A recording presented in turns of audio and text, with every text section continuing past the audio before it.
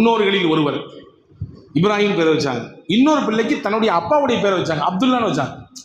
தன்னுடைய தகப்பனார் பெயர் என்னவோ அதை வைத்தார்கள். நம்முடைய முன்னோர்களுக்கெல்லாம் அந்த பழக்கம் இருக்குது தெரியுமா? இதுக்கு முன்னாடி உள்ள ஜென்ரேஷனோடய அந்த பழக்கம் இருக்குது.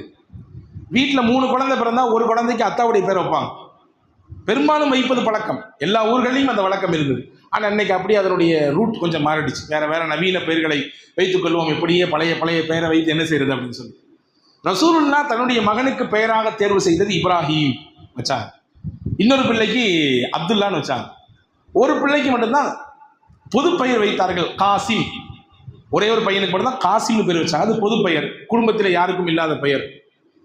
அந்த காசிம் பிறந்ததுக்கு பின்னதான் ரசூலுல்லாஹ்வுக்கு அபுல் காசிம்னு பேர் வந்துச்சு. அபுல் காசிம் ஸல்லல்லாஹு அலைஹி வஸல்லம் அப்படின்னு பேர் வந்துச்சு. இப்போ செய்தி சொல்றேன், இப்ராஹிம் பிறந்தார், ரொம்ப அன்பாக வளர்ந்தார்.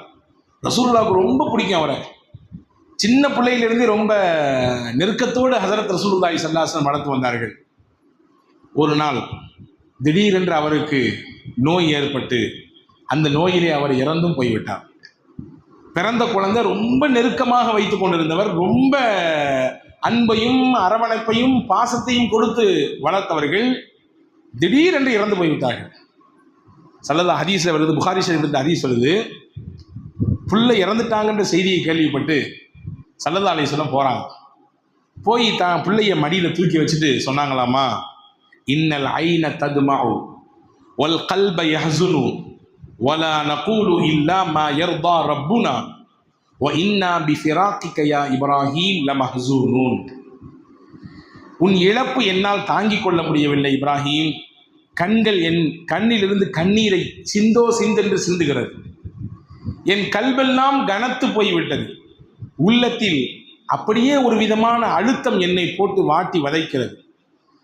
அந்த அழுத்தத்தின் வெளிப்பாடு கண்கள் கண்ணீரை தொடர்ச்சியாக சிந்திக்கொண்டே இருக்கிறது. ஆனாலும் அல்லாஹ் பிரியப்படாத எதையும் நான் சொல்ல மாட்டேன். இது அல்லாஹ்வுடைய நாட்டம். எனக்கு ஒரு ஆண் பிள்ளையை தர வேண்டும் என்பதும் அல்லாஹ்வின் நாட்டம். கொடுத்த பிள்ளையை மீண்டும் வாங்கி கொள்ள வேண்டும் என்பதும் அல்லாஹ்வுடைய நாட்டம். எனவே அல்லாஹ் விரும்பாத எதையும் நான் சொல்ல மாட்டேன். ஆனால் ஒன்று,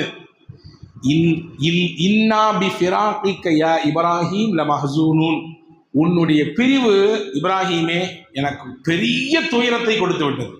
ரசூலுல்லாஹ் இப்படி சொன்னாங்க, ஹதீஸ்லேயே வருது, உன்னுடைய பிரிவு, உன்னுடைய இந்த இழப்பு எனக்கு மிகப்பெரிய சங்கடத்தையும் வேதனையையும் வருத்தத்தையும் தந்துவிட்டது என்று கண்கலங்கி பேசினார்கள். பக்கத்தில் இருந்த அப்துர் ரஹ்மான் இப்னு அவ்ஃப் ரலியல்லாஹு அன்ஹு சொன்னாங்களா, யா ரசூலல்லாஹ், நீங்களுமா இப்படி அழுவீங்க? நீங்களும் இப்படி அழுவீங்களா?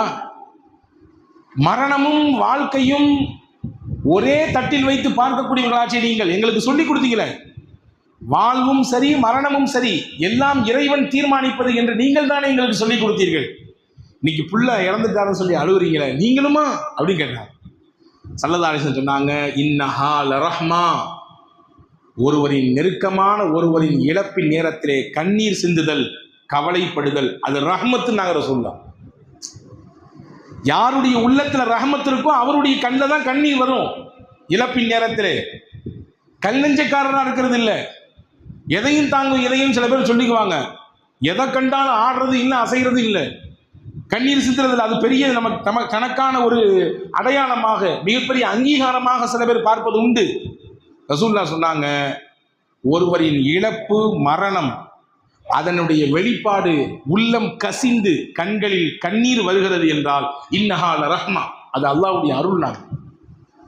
அல்லாஹ்வுடைய ரஹ்மத்துள்ளவர்களுக்கு மட்டுமே கண்ணீர் வரும் என்று பெருமானார் ஸல்லல்லாஹு அலைஹி வஸல்லம் சொல்லி காட்டியதாக வரலாற்றிலே பார்க்கிறோம். ஆக நெருக்கமானவர்களின் மரணம் சில நேரங்களில் நம்மை நிலைகுலைய செய்துவிடும். என்ன செய்வதுனே தெரியாது, அடுத்து எங்கிட்டு போறது. நம்ம கூட ரைட் ஹேண்டா இருந்தவராச்சே, நம்ம சின்னதிலிருந்து வளர்ந்ததிலிருந்து, அவர் வீடு வேற நம்ம வீடு வேற, அவருடைய உறவு வேற நம்முடைய உறவு வேற என்று இருந்தாலும் கூட நம்மோடே கூட பிறந்தவரை மாதிரி வந்தவராச்சே. வெளியூர் போனாலும், உள்ளூரில் இருந்தாலும், கடைக்கு போனாலும், பயணங்களுக்கு போனாலும் எப்பொழுதுமே கூட இருந்தவராச்சே என்ற அந்த இழப்பின் நேரம் நமக்கு நிலைகுலையாமையை ஏற்படுத்திவிடும்.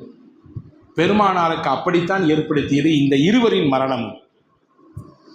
அபூ தாலிபின் மரணமும் அன்னை ஹதீஜா ரலியல்லாஹு தஆலா அன்ஹா அவர்களுடைய மரணமும் நபிகளுக்கு மிகப்பெரிய வருத்தத்தையும் மிகப்பெரிய சோகத்தையும் ஒரு விதமான இருக்க நிலையும் தந்துவிட்டது. ஸல்லல்லாஹு அலைஹி வஸல்லம் திரும்புகிற நேரமெல்லாம் முகம் அப்படி வாடி போய் இருப்பதை சஹாபாக்கள் பார்த்தாங்க. ரசூலுல்லாவுடைய முகம் வாடி போய் இருந்ததுனால அந்த வருடத்திற்கு பெயரே வரலாற்றிலே ஆமுல் ஹுசுன், கவலையின் ஆண்டு என்று வரலாறு பதிவு செய்கிறது. ரசூலுல்லாவுக்கு கவலை ஏற்பட்டதுனால அந்த வருஷத்துக்கே பெயர் வைத்தாங்க வரலாற்று ஆசிரியர்கள் ஆமுல் ஹுசுன், அது கவலையின் ஆண்டு. காரணம், அந்த ஒரே ஆண்டிலே ரசூலுல்லாவுக்கு அடுத்தடுத்த கவலைகள், கஷ்டங்கள், சிரமங்கள், மன வேதனைகள் ஏற்பட்டதினாலே அது கவலையின் ஆண்டு. அடுத்த அந்த வருஷத்தில் தான் தாயிஃப் நகரத்திற்கு பெருமானார் போனார்கள். சரி, இங்கே இழப்பு, ஊர்லையும் யாரும் பெருசாக ஏற்றுக்கிற மாதிரி தெரியல, அங்கே போய் எடுத்து வைக்கலாம்னு சொன்னால் அங்கேயும் அடி, துரத்தி விட்டார்கள், விரட்டி விட்டார்கள், கல்லால் சொல்லால் என்னென்னவெல்லாம் செய்ய முடியுமோ ஹஜ்ரத் ரசூலுல்லாவுக்கு மொத்தமாக திருப்பி கொடுத்து இரத்த கலரையோடு திருப்பி அனுப்பினார்கள். இப்போ திரும்பின இடமெல்லாம் பெருமானாருக்கு சோகமும் கஷ்டமும் நெருக்கடிகளும் மட்டுமே மிச்சமாக நிற்கிறது. ஒன்றை நாம் உள்வாங்கிக் கொள்ள வேண்டும், நெருக்கடிகளும் கஷ்டங்களும் மட்டுமே வாழ்க்கை என்பது கிடையாது. நெருக்கடிகளும் கஷ்டங்களும் மட்டுமே வாழ்க்கை கிடையாது. இழப்புகளும் சோதனைகளும் மட்டுமே வாழ்க்கை கிடையாது. அதிலிருந்து அல்லாஹ் மிகப்பெரிய ஒரு விசாலத்தை நமக்கு தருவான். நமக்கான மிகச்சிறந்த எதிர்காலத்தை அல்லாஹ் கட்டமைத்து கொடுப்பான். ஆனால் கொஞ்சம் பொறுமையாக இருக்க வேண்டும், அவ்வளவுதான். அல்லாஹ் இந்த 3 நிகழ்ச்சி தொடர்ச்சியாக நடந்ததினால்தான் நபிகளை ஆசுவாசப்படுத்த, சமாதானப்படுத்த, அவர்களுக்கு மிகச்சிறந்த ஒரு நிலையை ஏற்படுத்தி கொடுத்த பயணம்தான் இஸ்ரா மிஅராஜ். கவலையோடும் துன்பத்தோடும் மிகப்பெரிய வருத்தத்தோடும் இருந்த நபிகளுக்கு 2 இழப்பு, மறுபுறம் மார்க்கத்தை எடுத்து சொல்ல போனால் அங்கே அடி உதை, விரட்டி அனுப்புதல், சிறுவர்களை கொண்டு கல்லை விட்டு எரியுதல், அதுவரை நபிகளின் வரலாற்றில் நடக்காத விஷயம். பெரியவர்கள் பேசியிருக்கிறார்கள், சட்டையான, அதாவது ரசூலுல்லாவை காதால் கேட்க முடியாத வார்த்தைகளால் கூட பேசியிருக்கிறார்கள். ஆனால் சின்ன பிள்ளைகிட்ட கையை கல்லை கொடுத்து அடிங்கடா, விரட்டுங்கடா அப்படின்ற மாதிரியான நிகழ்ச்சியெல்லாம் நபியினுடைய வாழ்க்கை நடந்ததில்லை அத்தனை ஆண்டு கால வரலாற்றிலே. இதையெல்லாம் புதுசாக பார்க்குறாங்க. இதனால் மன உளைச்சல். பெருமானார் ஸல்லல்லாஹு அலைஹி வஸல்லமுக்கு அந்த ஆறுதலை தரும் விதமாகத்தான் வல்ல அல்லாஹ் இந்த இஸ்ரா மிஅராஜ் என்கின்ற பயணத்தை அல்லாஹ் ஏற்படுத்தி தந்தான். நான் ஆரம்பத்தில் சொன்னதை போன்று கொஞ்சம் நம்முடைய வலிகளையும் வேதனைகளையும் நெருக்கடிகளையும் தாங்கிக் கொண்டால் போதுமானது. அல்லாஹ் மிகச்சிறந்த எதிர்காலத்தை நமக்கு கண்ணுக்கு முன்னால் காட்டுவான். 10 மாதம் தாய் பிள்ளையை சுமக்கிறார். வலி மிகுந்த காலம்தான், வேதனை மிகுந்த காலம்தான். அவள் பிரியப்பட்டது எதுவுமே நடக்காது. பிரியப்பட்ட எதையுமே சாப்பிட முடியாது. நினைத்ததை போன்று உறங்கக்கூட முடியாது. இப்படி திரும்பினால் பிள்ளைக்கு பாதிப்பு ஏற்பட்டுமோ, அப்படி திரும்பினால் பிள்ளைக்கு பாதிப்பு ஏற்பட்டுமோ என்று பார்த்து பார்த்து தன் உறக்கத்தையும் கூட தியாகம் செய்யக்கூடிய நெருக்கடிகளை தரக்கூடியதுதான் அந்த பிள்ளையை சுமக்கக்கூடிய காலம். கஷ்டம்தான், வலிதான். ஆனால் பிள்ளை பெற்ற பின்னாடி அந்த பிள்ளையை பார்த்த உடனே எல்லாத்தையும் மறந்துடுறான் இல்லையா? அந்த பிள்ளை வளர்ந்து தன் தாயின் முகத்தை பார்த்து ஒரு சிரிப்பு சிரித்தவுடன், தன் தாயை பார்த்து அம்மா என்று சொன்னவுடன் பட்ட சிரமங்கள் எல்லாம் காத்தோடு காத்தாய் பறந்து போகிறது இல்லையா? முதல்ல முடக்கி வச்சிருக்கோம் வியாபாரத்தில், அது ஒரு குறிப்பிட்ட லெவலுக்கு எழுந்து வர்றவிட கஷ்டம்தான், நெருக்கடி தான், எந்திரிக்க விட மாட்டாங்க, சுற்றி இருக்கிறவங்க நம்மளை முன்னேற விட மாட்டாங்க. எப்படா முட்டுக்கட்ட போடலாம் இவரை தடுக்கிறதுக்கு, புதுசாக இந்த ஃபீல்டுக்குள்ளே வந்திருக்கிறாரு, இவரை எப்படி உடைச்சி விடலாம், இவரை எப்படி கண்கலங்க வைக்கலாம் என்றெல்லாம் யோசிப்பார்கள். சிரமம்தான். தாக்கு பிடித்து அல்லாஹ்வின் மீது நம்பிக்கையோடு நிலைத்து நின்றால் முடக்கிய முதல் லாபமாக வரும்பொழுது நமக்கு மகிழ்ச்சியை தருகிறது இல்லையா? கடினமான பயிற்சி, கண் விழிப்பு, சில பல தியாகங்கள் படிக்கும் காலங்களிலே, கல்லூரி காலங்களாகட்டும் அல்லது பள்ளியுடைய காலங்களாகட்டும், கடின முயற்சியும் கடினமான படிப்பும் சில நேரங்களில் சில இழப்புகளையும் சில தியாகங்களையும் செய்வது கஷ்டமாக தான் இருக்கும். ஆனால் அந்த படிப்பிற்கு பிறகு, பட்டங்கள் பெற்றதற்கு பிறகு, நமக்கான உத்தியோகத்திலே போய் அமரும் நேரத்திலே நமக்கு ஏற்படுகிற மகிழ்ச்சி இருக்கிறதே ஈடு இணை இல்லாதது. வாழ்க்கையில் சில நேரங்களில் சில கஷ்டங்களும் நெருக்கடிகளும் வரத்தான். அதில் கொஞ்சம் சபரோடு இருக்க வேண்டும். இருந்தால் நிச்சயமாக அல்லாஹ் ஒரு சிறந்த எதிர்காலத்தை தருவான் என்பதை இந்த இஸ்ரா மிஅராஜிலிருந்து நாம் எடுக்கக்கூடிய முதல் பாடம். ஸெய்த் இப்னு அர்கம்னு ஒரு சஹாபி இருந்தாங்க. அந்த சஹாபி ரசூலுல்லாஹ்ட்ட வந்து சொன்னாங்க, யா ரசூலல்லாஹ், எனக்கு பார்வையில் குறைபாடு இருக்குது, தெளிவாக பார்வை தெரியறதில்ல, ஒரு கட்டத்தில் எனக்கு மொத்த பார்வையுமே பறிபோயிருமோன்னு பயமாக இருக்கு, அதனால் இப்போ நான் உங்கள்கிட்ட வந்து வேண்டி நிற்கிறேன், என்னுடைய பார்வை குணமாகணும், சரியாகணும், இந்த பிரச்சனை நீங்கணும் அப்படின்னு சொன்னாங்க. ஸல்லல்லாஹு அலைஹி வஸல்லம் சொன்னாங்க, வஸ்பிர் வஹ்தசிப், ஸெய்த், அல்லாஹ் கொடுத்த சோதனை இது, கொஞ்சம் நீ பொறுத்துரு, இதனுடைய நன்மை என்னவோ அதை அல்லாஹ்விடத்தில் ஆதரவை, நிச்சயம் அல்லாஹ் கைவிட மாட்டான், யாரையும் கைவிட மாட்டான். நம்பிக்கை இதில் 100% இருந்தால் நிச்சயம் நம்மை கைவிட மாட்டான். நிறைய உதாரணத்தில் அனுபவபூர்வமாக சொல்ல முடியும். ஆனால் நீங்கள் என்ன பார்த்தா எங்களை விட பெரிய வயசா உங்களுக்கு அனுபவம் சொல்றதுக்கு அப்படின்னு கேட்கலாம். ஆனால் இருக்கிறது, உங்கள் வயது எனக்கு இல்லைதான் சத்தியம், ஆனால் வயதில் குறைவானவன் தான். சில சின்ன சின்ன அனுபவங்கள் எனக்கு இருக்கிறது. நம்பிக்கை இருந்தால், 100% நம்பிக்கை இருந்தால், அல்லாஹ் நம்மை ஒரு பொழுதும் கைவிட மாட்டான் என்கின்ற உறுதியான நிலைப்பாடு இருந்தால் எல்லாத்திலையும் நம்ம நிற்கலாம், நிச்சயம் அல்லாஹ் கொடுப்போம். சொன்னாங்க பொறுமையாரி, கொஞ்சம் உறுதியான நிலை போட்டு அல்லாஹ்விடத்துல நன்மை ஆதரவை. நம்ம என்ன செய்வோம் தெரியுமா? இழப்பின் சமயத்தில் தான் நம்பிக்கை இழப்போம், இழப்பின் சமயத்தில் தான் நம்பிக்கை இழப்பு. போச்சு, எல்லாம் போச்சு, பட்டதெல்லாம் போச்சு, சிரமப்பட்டதெல்லாம் போச்சு, முதலெல்லாம் போச்சு. நம்மளை நாமே புலம்பிக்குவோம் அல்லது வேற யார்கிட்டையாவது புலம்புவோம். இந்த ரெண்டுமே செய்யக்கூடாது. நம்மளை நாமேவும் புலம்பிக்க கூடாது, வேற யார்ட்டையும் புலம்பிக்கூடாது. நீங்க புலம்புற இடம் ஒன்று அல்லாஹ் மட்டும்தான் இருக்கும். அல்லாஹ்விடத்தில் மட்டும்தான் உங்களுடைய புலம்பல்களை வைக்க வேண்டும். நபி சொல்றாங்க, பார்வை இல்லை, பார்வை இல்லைன்னா என்னாச்சு? உலகமே இருட்டு. வந்து கேட்கிறாரு, யார் ரசூலுல்லாஹ் என்ன செய்யறது? வஸ்பிர் வஹ்தசிப், ரெண்டே வார்த்தை ரசூலுல்லாஹ் சுருக்கமா சொன்னாங்க, கொஞ்சம் பொறுத்துறீங்க வாப்பா. அல்லாஹ் ஏதோ இதுல ஒரு நலவு வச்சிருப்பான். என்ன செய்தாலும் ஒரு மூமின் எப்படி பார்க்க வேண்டும்? தனக்கு ஏற்படக்கூடிய சோதனை களத்திலே அல்லாஹ் ஏதோ இதுல கைர் வச்சிருக்கான், அல்லாஹ் ஏதோ இதிலே ஒரு நலவு வைத்திருக்கிறான். அன்பர்களே, ரசூலுல்லாஹ் சொன்னார்கள், ஹஜ்ரத் சஹாபா ஸெய்த் இப்னு அர்கம் ரலியல்லாஹு அன்ஹு, நாயகமே நீங்கள் சொன்னால் அதை நான் கேட்பேன், நான் பொறுத்திருக்கிறேன், அல்லாஹ்வின் மீது நலவை ஆதரவு வைக்கிறேன் என்று சொன்னார்கள். வரலாற்றில் எழுதுகிறார்கள், ஒரு சில நாட்களில் அவருக்கு பறிபோக இருந்த பார்வை மீண்டும் அல்லாஹ் திருப்பி கொடுத்தான். அதற்கு பிறகு 40 ஆண்டுகள் அவர் வாழ்ந்தார், அவர் பார்வையில் பிரச்சனையே ஏற்படவில்லை. அல்லாஹ் மருத்துவத்திற்கு கொடுத்த பெரிய பயனா இதை சொல்ல முடியாது, அவருடைய நம்பிக்கைக்கு அல்லாஹ் கொடுத்த பவர். கொஞ்சம் பொறுத்துறீங்க, அல்லாஹ் நிச்சயமா நிலையை மாற்றுவான். உங்களுக்கு பறிபோக இருக்கக்கூடிய பார்வை அல்லாஹ் மீட்டு தருவான். நீங்கள் துவா செய்யுங்கள் என்று சொன்னார்களே, அதற்கு அல்லாஹ் கொடுத்த வெகுமதி இது என்பதை நாம் கவனிக்க வேண்டும். ஹதீஸ்ல ஒரு செய்தி வருகிறது, ஒருவருக்கு அல்லாஹ் பிள்ளையை கொடுத்தான், கொடுத்த அல்லாஹ் மறுபடியும் பிள்ளையை வாங்கி கொண்டான். சின்ன குழந்தை கொடுத்தான், குழந்தையவே அல்லாஹு தஆலா திருப்பி மறுபடியும் வாங்கிக்கிட்டான். என்ன சொன்னார் அவர்? ஹதீஸ்ல வருது, இதா மாத்த வலதுல் அப்த் கால அல்லாஹ் லி மலாயிகத்திஹி கபலத்தும் வலத அப்தி, என்னுடைய அடியாருக்கு நான் வழங்கிய பிள்ளையை நீங்கள் பறித்து கொண்டீர்களா அப்படின்னு மலக்குகளை பார்த்து கேட்பான் அல்லாஹ்.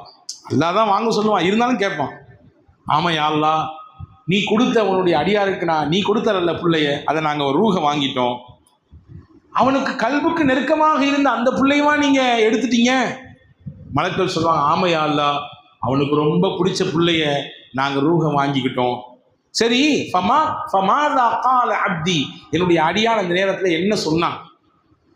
எத்தனையோ பேர் வரமாக தவித்து கிடக்கிறார்கள், ஒரு பிள்ளை கிடைக்காதா, நமக்கான சந்ததி ஒன்று வந்துடாதா, நம்மளை அத்தான்னு சொல்றதுக்கு, அப்பான்னு சொல்றதுக்கு, அம்மான்னு சொல்றதுக்கு, தாத்தான்னு சொல்றதுக்கு ஒரே ஒரு சந்ததி வந்ததான்னு சொல்லி ஏங்கி கிடக்கிறார்கள். அப்படி ஏங்கி தவமிருந்த ஒரு தம்பதிக்கு பிள்ளையை கொடுத்து கொஞ்ச நாட்களில் அல்லது கொஞ்ச வருடங்களில் மறுபடியும் அந்த பிள்ளையை வாங்கி கொண்ட நேரத்திலே அவன் என்ன சொன்னான்? அந்த நெருக்கடியில் அவன் என்ன சொன்னான்? மலக்குகள் சொல்லுவாங்க, ஹமிதக்க வஸ்தர்ஜா, அல்லாஹ்வே உன்னை புகழ்ந்தான், அல்ஹம்துலில்லாஹ் என்றான். வேற வழி, அல்லாஹ் தான் கொடுத்தான், அவனே எடுத்துக்கிட்டான். இன்னா லில்லாஹி வ இன்னா இலைஹி ராஜிஊன் என்று சொன்னான். நீ கொடுத்ததை அவன் ஏற்றுக்கொண்டான், அதே போன்று நீ எடுத்ததையும் அவன் ஏற்றுக்கொண்டான். உன்னை குற்றம் சாட்டவில்லை, உனக்கு வேறு வேறு கற்பிதங்கள் அவன் கற்பிக்கவில்லை, நீ கொடுத்த கலாவை அவன் பொருந்தி கொண்டான். அப்படியா? என்னை புகழ்ந்தானா? அவன் இன்னா லில்லாஹ்வா சொன்னான்? ஆமா. உடனே அல்லாஹ் சொல்லுவானா, இப்னு லி அப்தி ஹாதா பைத்தன் ஃபில் ஜன்னா வஸம்மூஹு பைத்தல் ஹம். இந்த என்னுடைய அடியானுக்காக வேண்டி சொர்க்கத்தில் ஒரு வீட்டை கட்டுங்கள், அந்த வீட்டுக்கு பைத்துல் ஹம்துன்னு பேர் வைங்க நல்லா சொல்லுவான். அந்த நெருக்கடியிலையும் சோதனையிலையும் கஷ்டத்திலையும் இழப்புலையும் என்னைய மறக்காம என்னை புகழ்ந்தானல்ல, என்னுடைய கதிரை ஏத்துக்கிட்டானல்ல, அதனால ஒரு வீட்டை கட்டுங்க, அந்த வீட்டுக்கு அல்லாவின் புகழுக்குரிய வீடு என்று பெயர் வையுங்கள் என்று அல்லாஹ் சொல்வதாக நபிகள் நாயகம் ஸல்லல்லாஹு அலைஹி வஸல்லம் அவர்கள். அன்பர்களே, நெருக்கடிகளும் சோதனைகளும் வாழ்க்கையில் அப்படியே நீடிக்கப் போவது இல்லை. எல்லாம் ஒரு காலம், மாறி மாறித்தான் வாழ்க்கை. ஒரே நேர்கோட்டில் பயணித்தால் அந்த வாழ்க்கையின் ரசனை நமக்கு உள்வாங்க முடியாது. சிரமங்கள் வர வேண்டும், கஷ்டங்கள் வர வேண்டும், சோதனைகள் வர வேண்டும், தடுமாற்றம் வர வேண்டும், மேடு வர வேண்டும், பள்ளம் வர வேண்டும், முன்னேற்றம் வர வேண்டும், கீழே இறங்க வேண்டும், மறுபடியும் முன்னேற துடிக்க வேண்டும். இதெல்லாம் இருந்தால்தான் வாழ்க்கை ஒரு ரசனையான பாதையிலே பயணிக்க முடியும். எல்லாம் ஒரே மாதிரி இருக்குது, எப்போதுமே சிரிச்சுக்கிட்டே இருக்கிறோம், எப்போதுமே ஒரே மாதிரி போய்கிட்டு இருக்குது, அது ரசனை மிக்க வாழ்வாக இருக்காது. எனவே எப்படி நமக்கு மகிழ்ச்சி வரும் பொழுது, லாபம் வரும் பொழுது நமக்கு முகம் பொலிவோடு இருக்கிறதோ, அப்படியே நமக்கு நஷ்டம் வரும் பொழுதும், சோதனை வரும் பொழுதும், நெருக்கடிகள் வரும் பொழுதும், கஷ்டங்கள் வரும் பொழுதும் அல்லாஹ் இதை நீக்கி கொடுப்பான். அவனிடத்தில் நான் ஆதரவு வைக்கப் போகிறேன், ஒரு காலமும் அல்லாஹ் என்னை கைவிட மாட்டான் என்கின்ற சிந்தனையோடு வாழ வேண்டும் என்பதை தான் இஸ்ரா மிஅராஜ் என்கின்ற இந்த இரவி நமக்கு கற்றுத்தருகிற மிகப்பெரிய பாடம். அல்லாஹ் அழைத்தான், தன்னுடைய அத்தாட்சிகளை எல்லாம் அல்லாஹ் நபிகள் நாயகம் ஸல்லல்லாஹு அலைஹி வஸல்லம் அன்னவர்களுக்கு காண்பித்து கொடுத்தான். பெருமானார் ஸல்லல்லாஹு அலைஹி வஸல்லம் மஸ்ஜிதுல் ஹரமிலிருந்து மஸ்ஜிதுல் அக்ஸாவிற்கு சென்றார்கள். எல்லா நபிமார்களுக்கும் இங்கே தொழுகை நடத்தினார்கள். அதற்கு பிறகு ஜிப்ரீல் மூலமாக அங்கிருந்து கிளம்பி சிதறத்துல் முன்தஹா என்கின்ற இடத்திற்கு சென்றார்கள். அதற்கு பிறகு ஜிப்ரீலையும் விட்டுவிட்டு, இதுக்கு மேல் நான் வர முடியாது, நீங்கள் மட்டுமே பயணிக்க முடியும், உங்களுக்கு மட்டுமே ஆன அனுமதி இது, உங்களை தாண்டி வேறு யாரும் வர முடியாது, இதிலிருந்து ஒரு ஸ்டெப்பு நான் முன் வச்சாலும் நான் கருகி போய் விடுவேன் என்று ஜிப்ரீல் அலைஹிஸ்ஸலாம் சொல்ல, அங்கிருந்து வல்ல அல்லாஹ்வை சந்திக்க ஹஜ்ரத் முஹம்மது ஸல்லல்லாஹு அலைஹி வஸல்லம் சென்றார்கள். அங்கேதான் அல்லாஹ்வை கண்டார்கள், அல்லாஹ்வின் அத்தாட்சிகளை பார்த்தார்கள். அல்லாஹ் அவன் தயார் செய்து வைத்திருக்கக்கூடிய சொர்க்கத்தை, நல்லோர்களுக்கான சொர்க்கத்தை, தீயோர்களுக்கான நரகத்தை, சொர்க்கத்தின் படித்தரங்களை, நரகத்தின் படுபாதாளத்தை மொத்தத்தையும் கண்டார்கள். எல்லாம் கண்டு திரும்பி வருகிற பொழுது வல்ல அல்லாஹினுடைய அன்பளிப்பான தொழுகையை நமக்கு பெற்று வந்து கொடுத்தார்கள். அன்பர்களே, இது எல்லாம் நடந்தது ஒத்த ராத்திரியில், ஒரே இரவில் நடந்தது. விஞ்ஞானத்தை அசந்து போக வைக்கக்கூடிய ஒரு காட்சியை அல்லாஹ் நபிகள் நாயகம் ஸல்லல்லாஹு அலைஹி வஸல்லம் அவர்களுக்கு காண்பித்து கொடுத்தான். இது நிரூபணமான செய்தி. உம்மஹானி ரலியல்லாஹுடைய வீட்டில் தான் தங்கியிருந்தாங்க ரசூலுல்லாஹ். அங்கிருந்தான் கிளம்பி போனாங்க. போயிட்டு மொத்தத்தையும் முடிச்சுட்டு மறுபடியும் வரும் பொழுது ஹதீஸ் ஷரீஃபில் வருகிறது, அவர்களின் வீட்டினுடைய டால்பால் அந்த கொண்டு இருக்குத, அது அந்த கதவு திறக்கும் பொழுது ஒரு சின்ன ஒரு ஷேக் ஆகிருக்கும்ல, அந்த ஷேக் ஆகி முடிக்கிறதுக்குள்ள ரசூலுல்லாஹ் வந்துட்டாங்க. கிளம்பி போய் மொத்தத்தையும் கண்டுவிட்டு, வகான காப கௌசைனி அவ் அதுனா, அல்லாஹ் சொல்லுகிறான், பெருமானார் ஸல்லல்லாஹு அலைஹி வஸல்லம் அல்லாஹ்வும் எந்த அளவுக்கு நெருங்கி இருந்தார்கள் என்றால், ஒரு வில்லினுடைய 2 முனையும் எவ்வளவு நெருக்கமாக இருக்குமோ அந்த அளவுக்கு நெருங்கி இருந்தார்கள். எல்லா அல்லாஹ்வின் அத்தாட்சிகளையும் பெருமானார் ஸல்லல்லாஹு அலைஹி வஸல்லம் கண்டார்கள். கண்டுவிட்டு சொர்க்கத்தை பெற்றுவிட்டு நபிமார்கள் பலரை சந்தித்துவிட்டு அங்கிருந்து நபிகள் நாயகம் ஸல்லல்லாஹு அலைஹி வஸல்லம் வந்தார்கள் என்பதாக குர்ஆனும் ஹதீஸும் நமக்கு நிரூபிக்கிறது. அன்பர்களே, கறந்த பாலை மறுபடியும் மடுவுக்குள்ளே திருப்பி அனுப்ப முடியுமா? வாய்ப்பு இருக்கா? சாத்தியம் இருக்கா? சாத்தியம் கிடையாது. ஒரு மீனை அதற்கான பானமெல்லாம் செய்து மண்ணில் புதைத்து ஒரு சில நாட்களுக்கு பின்னால் அது கருவாடாக மாறுகிறது.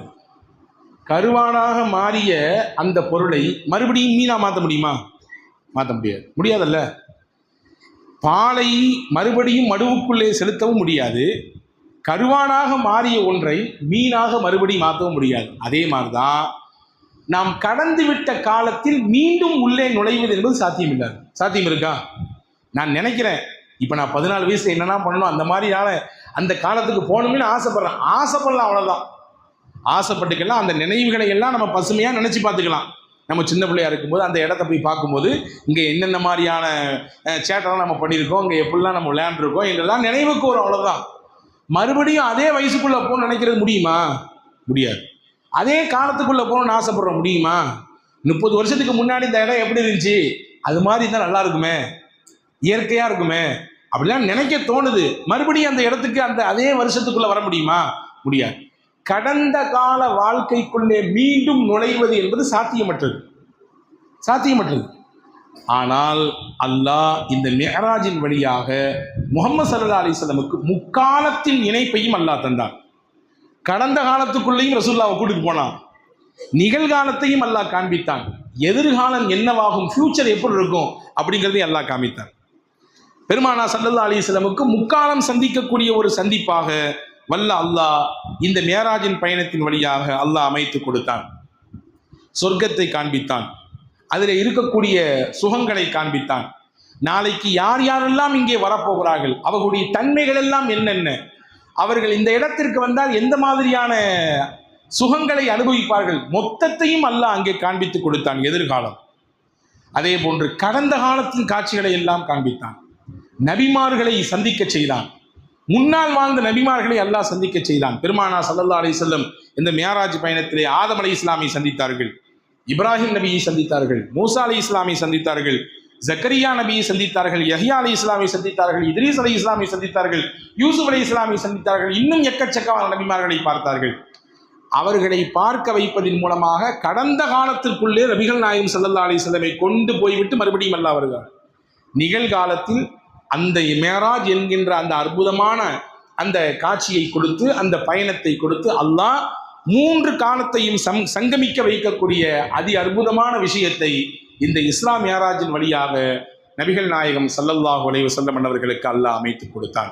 அன்பர்களே, மிஅராஜை குறித்து வருடா வருடம் நாம் கேட்கத்தான் செய்கிறோம் சில விஷயங்களை. ஆனால் நாம் என்ன எடுத்துக்கொண்டு போகிறோம்? 5 நிமிடத்தில் முடிக்கிறேன். மிகச்சரியாக 9:40 என்றால் 9:40 முடித்து விடுவேன். என்ன எடுத்துக்கொண்டு போகிறோம்? அல்லாஹ் வஹீயின் மூலமாகத்தான் மொத்த கடமையும் கொடுத்தான். சௌம், நோன்பு எப்படி கடமையானது? வஹி. அல்லாஹ் குர்ஆன்ல வசனத்தை இறக்குனா வஹியை கொடுத்தான், நீங்க நோன்பு வைக்கணும், இனிமே நீங்கள் நோன்பு இருப்பது கடமை என்று அல்லாஹ் சொன்னால் சூரத்துல் பக்ராவில் இடம்பெறுகிறது. அதே மாதிரி ஜக்காத்து வஹீயின் மூலமாகத்தான் அல்லாஹ் கடமையாக்கினான். ஹஜ்ஜி வஹீயின் மூலமாகத்தான் அல்லாஹ் கடமையாக்கினான். ஆனா இஸ்லாத்தினுடைய முக்கியமான கடமைகளில் ஒன்றாக இருக்கக்கூடிய தொழுகையை நேரில் கூப்பிட்டு அல்லாஹ் கொடுத்தான். நல்லா கவனிங்க, மற்ற கடமைகளை எல்லாம் ஜிப்ரஈலினுடைய வாசித்தான், ஜிப்ரஈலினுடைய அந்த உதவியால், உதவின்னு சொல்லக்கூடாது, அல்லாஹ்வுக்கு உதவி செய்ய வேண்டிய ஆள் இல்லை, ஜிப்ரஈல் வழியாக முஹம்மது ஸல்லல்லாஹு அலைஹி வஸல்லமுக்கு வஹீயின் மூலமாக சேர்ப்பித்த அல்லாஹ் தொழுகையை மட்டும் நேரடியாக கூப்பிட்டு அல்லாஹ் கொடுக்கிறான். அப்படி என்றால் தொழுகையின் முக்கியத்துவம் இந்த உம்மத் புரிந்து கொள்ள வேண்டும் என்று நாம் இதிலிருந்து விளங்கிக் கொள்ள வேண்டும். வஹீயின் மூலமாகத்தான் திருக்குர்ஆனினுடைய எல்லா வசனங்களையும் அல்லாஹ் இறக்கினான், எல்லா வசனங்களையும் இறக்கினான். இது முக்கிய செய்தி. இந்த மிஅராஜிலிருந்து நீங்கள் பாடமாக வீட்டுக்கு எடுத்து செல்ல வேண்டிய செய்தியாக நான் இதை தருகிறேன். எல்லா வசனங்களுமே ஜிப்ரீல் வருவார், ஓதி காண்பிப்பார், அதை நபிகள் நாயகம் ஸல்லல்லாஹு அலைஹி வஸல்லம் உள்வாங்கிக் கொள்வார்கள். பிறகு சஹாபாக்களுக்கு அதை கற்றுக் கொடுப்பாங்க. இப்படித்தான் திருக்குர்ஆன்ல எல்லா அத்தியாயங்களுமே இறங்கி இருக்குது. சில அத்தியாயங்களில் சில வசனங்களாக இறங்கி இருக்குது, சில அத்தியாயங்கள் மொத்தமாக இறங்கி இருக்கு. சூரத்துல் அன்ஆம் போன்ற அத்தியாயம் எல்லாம் மொத்தமாக ஒரே அடிக்கு இறங்குச்சு, ஒரே அடியில மொத்த வசனங்களும் எல்லாம் இறங்கினா. சில வசனங்கள் தேவைக்கேற்ப இறங்குச்சு.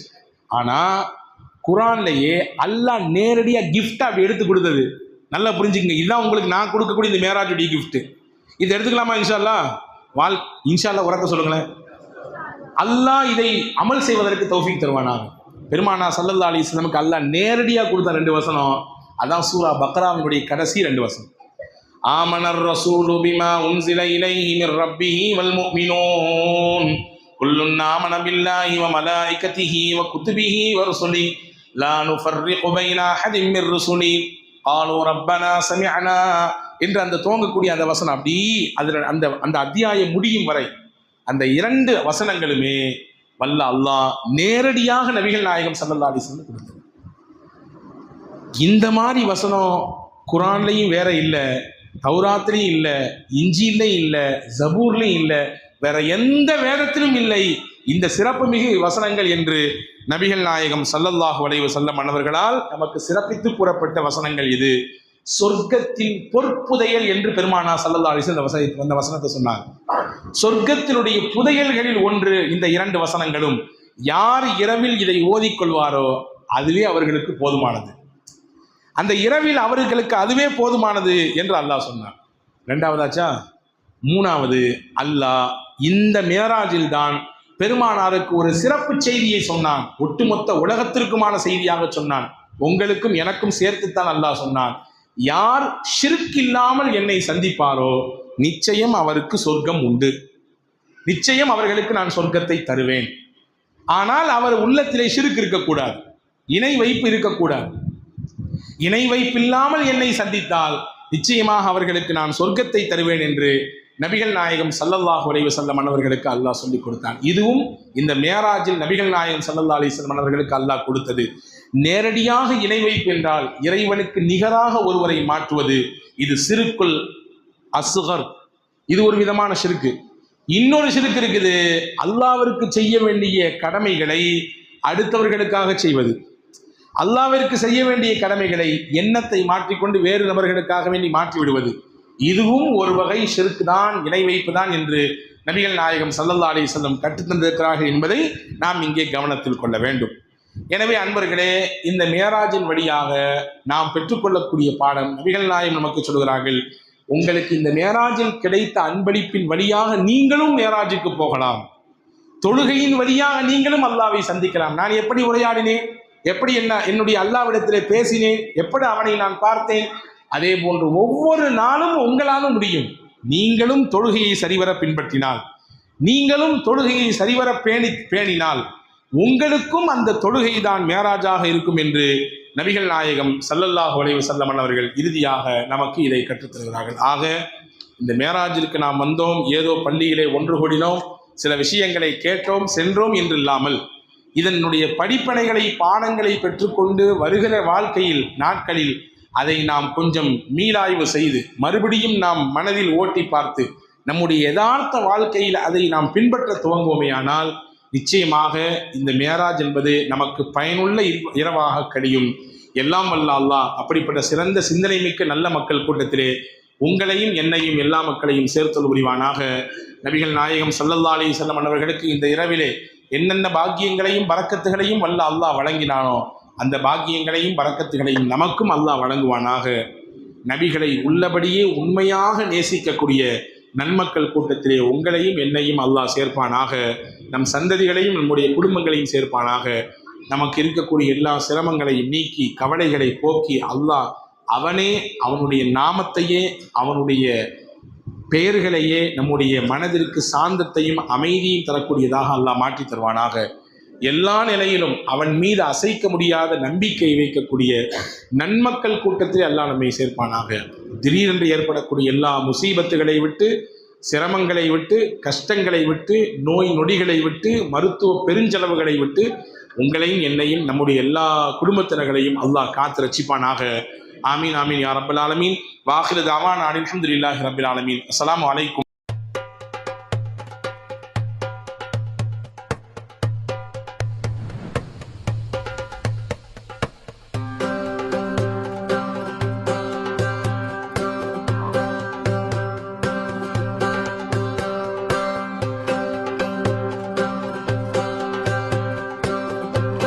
Kareem's Biryani Paradise at Liberty and Catering Services, கோடம்பாக்கத்தின் அறுசுவை அடையாளம்.